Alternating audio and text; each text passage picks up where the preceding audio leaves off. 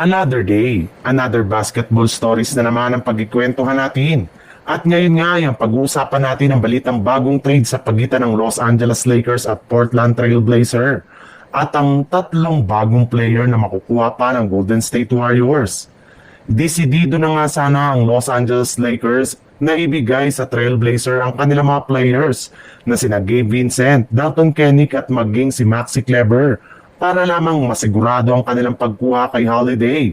Yes, hindi talaga titigil si Rob Pelinka ngayong off-season hanggat hindi pa nila tuluyang mapapalakas ng gusto ang kanilang kasalukuyang lineup. Ngunit sa kasamang palad, base nga sa kalalabas pa lang na balita ng isang NBA insider, wala na nga daw pong balak ang Blazer na i-trade si Holiday ngayong off-season.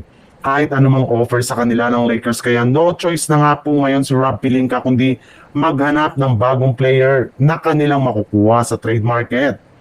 Pero hindi rin naman nga ibig sabihin yan na tapos na ang negosasyon ng Lakers gayong ayon sa lumabas na balita.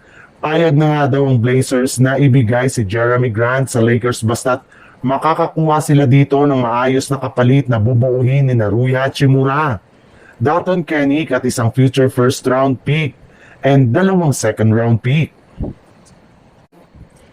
Sa ibang balita naman, magtatatlong buwan na nga ang nakakalipas mula nang magbukas ang off-season, ngunit hanggang ngayon nga ay ang Golden State Warriors pa rin nga natitira at nag-iisang kupunan sa buong NBA na hindi pa rin nakakagawa ni isa mang move o trade. Maliban nga sa pagsali nila noon sa 5-team trade para makakuha ng batang player ng nagdaang 2025 NBA draft ay tuluyan na ngang natutulog ngayon sa pansitan ng front office ng Golden State Warriors. Kaya dahil dyan, ay wala pa rin naman ngang nangyayaring improvement ngayon sa kanilang kasalukuyang lineup. Pero sa kabila nga niyan, ay mismong si Stephen Curry nga ang nagsabi na sa kanyang interview sa media na wala siyang pakialam kung gumawa man o hindi ang Golden State Warriors ng move ngayong off-season. Mas nakafocus pa rin siya sa pagpapakondisyon ng kanyang pangangatawan upang sa ganon maging healthy ito buong season.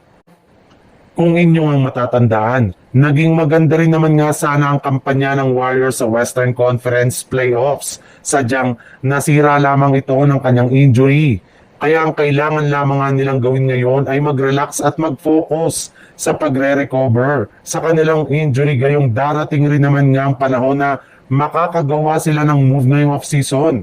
Kagaya na lang ng pagkuha nila sa kanilang mga target, kagaya na lang ni Al Horford, DeAnthony Milton at Seth Curry.